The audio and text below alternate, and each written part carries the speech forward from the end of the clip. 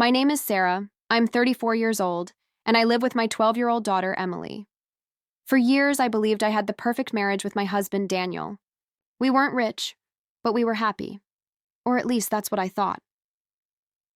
Last month, we were preparing for our 15th wedding anniversary. I planned a surprise dinner. Emily even made a handmade card for her dad, and I felt grateful that we had made it this far as a family. But little did I know, the biggest shock of my life was about to unfold.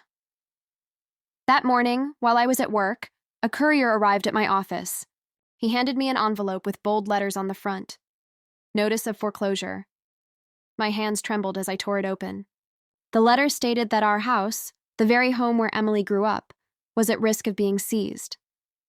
Apparently, a mortgage of $120,000 had been taken against it, and the payments were overdue. I froze. A mortgage? I never signed any papers. We had cleared our old debts years ago. The only one who could have done this was Daniel. My mind raced as I tried to understand. Why? How could he do this to us? That evening, I confronted him. Daniel, what is this? A foreclosure notice? Tell me this isn't true. He avoided my eyes and muttered, Sarah, I had no choice. I needed money. An investment came up, and I thought it would pay off. Without telling me?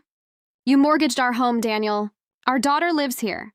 He slammed his fist on the table, shouting, Don't make a scene! I'll handle it. And with that, he stormed out of the house. Emily, who had overheard everything, quietly walked up to me. She hugged me tightly and whispered, Mom, don't cry. We'll fix this somehow.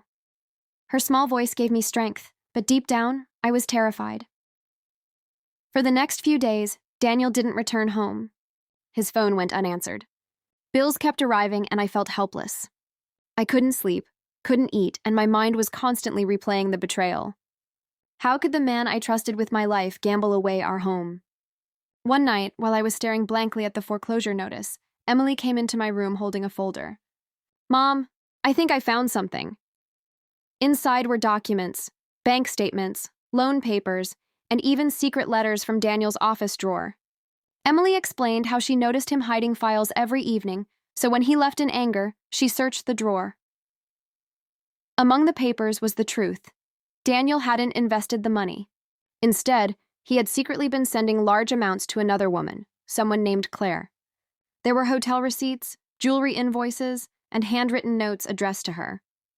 My stomach churned. My husband wasn't just careless with money. He was living a double life. Emily looked at me, her young eyes filled with maturity beyond her age. Mom, you can't let him get away with this. He betrayed both of us. The next day, with Emily by my side, I went to a lawyer. We filed an emergency petition to stop the foreclosure and froze Daniel's access to our joint accounts. The lawyer explained that since Daniel had mortgaged the house without my consent, the case could go in my favor.